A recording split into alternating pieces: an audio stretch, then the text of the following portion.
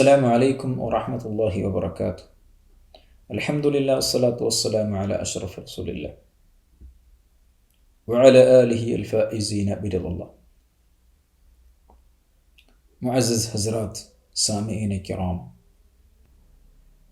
عشق و محبت کا واقعات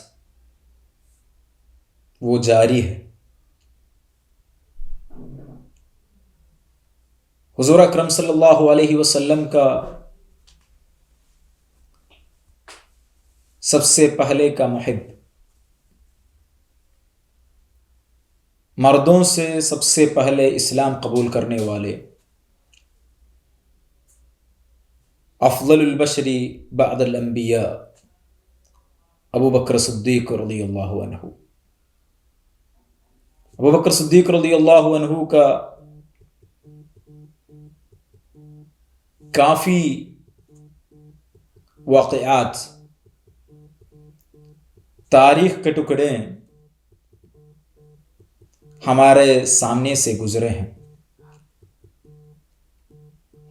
حضور اکرم صلی اللہ علیہ وسلم کے ساتھ اسلام کے شروعات سے ہی کھڑے ہونے والے، اسلام کے پرچم لہرانے والے، جب بھی حضور اکرم صلی اللہ علیہ وسلم کا کوئی بھی حاجات کو سب سے پہلے دینے والے وہ ابو بکر صدیق رضی اللہ عنہ۔ ہجرت کا وقت حضور اکرم صلی اللہ علیہ وسلم کے ساتھ مدینہ ہجرت فرمانے والے، غار ثور میں حضور اکرم صلی اللہ علیہ وسلم کو بچانے کے لیے اپنے پیر کے انگلی سے جو سانپ کے ہال کو بند کرنے والے اور ہمیشہ حضور اکرم صلی اللہ علیہ وسلم کا ساتھ رہنے والے صحابہ کرام ابو بکر صدیق رضی اللہ عنہ، اسلام کے شروعات میں جب جو مسلم ہوتے ہیں، جو اسلام قبول کرتے ہیں، وہ اپنے اسلام کو چھپ کے عمل میں لانے والے اس زمانے میں حضور اکرم صلی اللہ علیہ وسلم سے ابو بکر صدیق رضی اللہ عنہ ہمیشہ اپنے اسلام کو اظہار کرنے کا درخواست کرتے تھے۔ جب اسلام کا تعداد، مسلمانوں کا تعداد 39 تک پہنچا، تب ابو بکر صدیق رضی اللہ عنہ کھلم کھلا اعلانیہ تبلیغ اسلام کرنے کا کوشش کی۔ ابو بکر صدیق رضی اللہ عنہ کا قیادت میں حرم شریف کی طرف چلے گئے۔ حضرت ابو بکر صدیق رضی اللہ عنہ خطبہ شروع کیے۔ یہ ہے سب سے پہلے کا پبلک پروگرام، خطبہ۔ اسی وقت حضور اکرم صلی اللہ علیہ وسلم کا چاچا سید الشہداء حضرت حمزۃ القرار رضی اللہ عنہ کا اسلام اسی دن ہوا ہے۔ اس کے 3 دن بعد عمر بن الخطاب رضی اللہ عنہ کا اسلام ہوا ہے۔ مگر جس ٹائم ابو بکر صدیق رضی اللہ عنہ خطبہ دے رہے تھے، تب کفار مکہ صحابہ کے اوپر حملہ کیا۔ ابو بکر صدیق رضی اللہ عنہ ابو بکر صدیق رضی اللہ عنہ کا چہرہ پورا خون میں بھر گئے، ناک کان سب لہو لہان ہو گئے۔ ابو بکر صدیق رضی اللہ عنہ کو دیکھنے سے پہچانا مشکل ہو گئے۔ ابو بکر صدیق رضی اللہ عنہ بے ہوش ہو گئے۔ اپنے قبیلے کے لوگ ابو بکر صدیق رضی اللہ عنہ کو لے چلے۔ اپنے قبیلے کے لوگ مسجد الحرام کے کعبہ کے طرف آ کر کے عتبہ بن ربیعہ کو بتایا اگر ابو بکر صدیق کو کچھ بھی ہوگا تو آپ کو عتبہ بن ربیعہ کو قتل کیا جائے گا۔ یہ حد تک معاملہ بڑھ گئے۔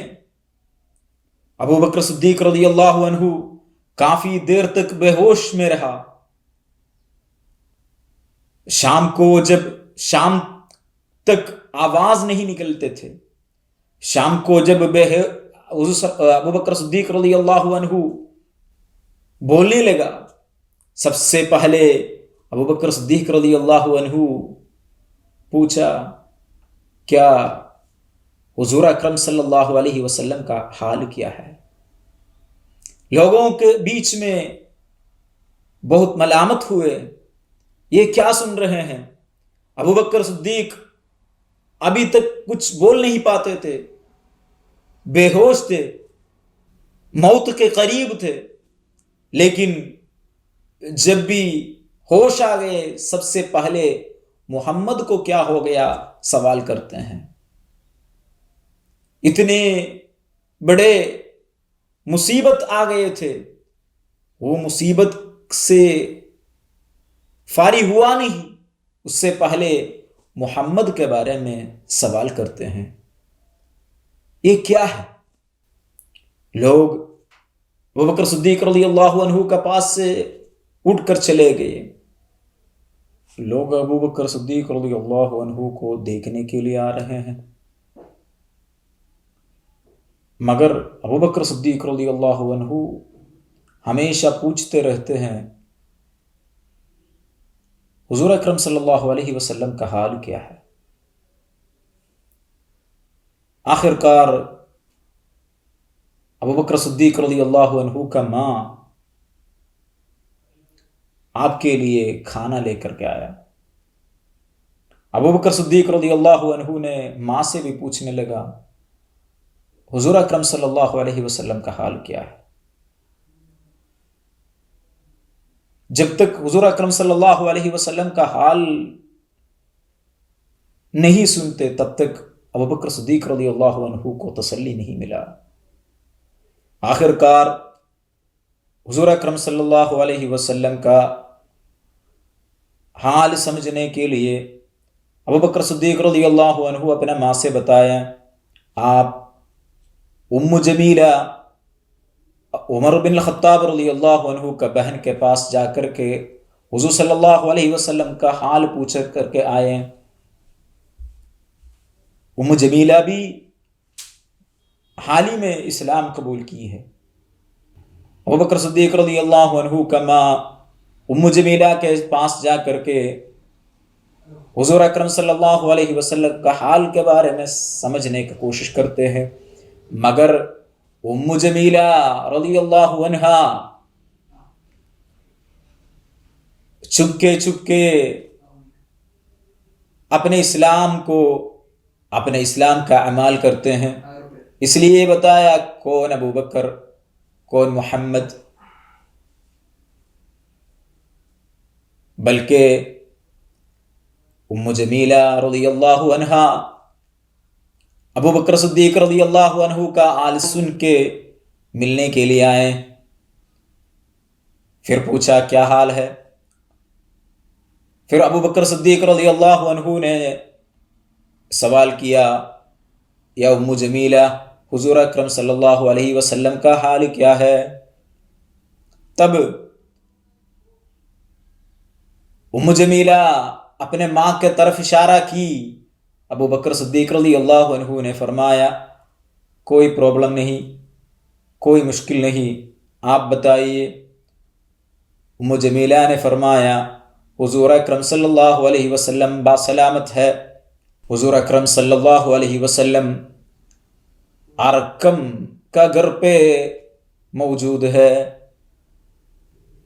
پھر بھی ابو بکر صدیق رضی اللہ عنہ کھانے کے لیے تیار نہیں ہوئے. رات تک جب تک حضور صلی اللہ علیہ وسلم سے ملیں گے تب تک اپنے کھانا نہیں کھائیں گے. حضور صلی اللہ علیہ وسلم کا بارگاہ مقدس میں حاضر ہونے کے لیے ابو بکر صدیق رضی اللہ عنہ تڑپتے رہا. آخر کار رات کے اندھیرے میں حضور اکرم صلی اللہ علیہ وسلم کے پاس اپنے ماں ابو بکر صدیق رضی اللہ عنہ کو لے کر کے پہنچا. تب حضور اکرم صلی اللہ علیہ وسلم ارقم کے گھر، جب ابو بکر صدیق رضی اللہ عنہ ارقم کا گھر پہ پہنچے، ابو بکر صدیق رضی اللہ عنہ حضور اکرم صلی اللہ علیہ وسلم سے لپٹ گئے. حضور اکرم صلی اللہ علیہ وسلم ابو بکر صدیق رضی اللہ عنہ سے بھی لپٹ گئے. دونوں رونے لگا، سارے مسلمان رونے لگا، سارے صحابہ رونے لگا. اس حالت کے بعد حضور اکرم صلی اللہ علیہ وسلم کے سامنے اپنے ابو بکر صدیق رضی اللہ عنہ اپنے ماں کو پہچان دیا. ابو بکر صدیق، اس کے بعد حضرت ابو بکر صدیق رضی اللہ عنہ درخواست کی، یہ میرے والدہ ہے، یہ میرے والدہ محترم ہے، آپ صلی اللہ علیہ وسلم ان کے لیے ہدایت کے لیے دعا فرمائے اور ان کو اسلام کی تبلیغ بھی فرما دیں. حضور اکرم صلی اللہ علیہ وسلم نے ان کو اسلام کا ترغیب دی. اللہ اکبر، اللہ اکبر. اسی وقت ابو بکر صدیق رضی اللہ عنہ کا ماں اسلام قبول کی. لا الہ الا اللہ محمد رسول اللہ کا شہادت پڑھ کے. اس واقعہ سے ہم اور آپ کو سمجھنا ہے آج اسلام ہمارے پاس بالکل سلامتی کے ساتھ ہے. ہمیں جہاد کرنے کا ضرورت نہیں، ہمیں تلوار اٹھانے کا ضرورت نہیں، ہمیں بم پھٹانے کا ضرورت نہیں، بلکہ حضور اکرم صلی اللہ علیہ وسلم، صحابہ کرام کتنے تکلیف اٹھا کر کے اسلام ہم تک پہنچایا. اس اسلام کو برقرار رکھنا اور اس اسلام کو عمل کرنا، حضور اکرم صلی اللہ علیہ وسلم کو اور صحابہ کرام کو پیروی کرنا، اتنے ہی آج کے جہاد ہے. وہ بھی کرنے میں ہمیں مشکل برداشت ہو رہا ہے. اللہ اللہ ہمیں حضور اکرم صلی اللہ علیہ وسلم کو، صدیق اکبر رضی اللہ عنہ کا پیروی کرنے کا، ان کے صحیح ترجمان بننے کا توفیق عطا فرمائے. وآخر دعوانا الحمد للہ رب العالمین. السلام علیکم ورحمۃ اللہ.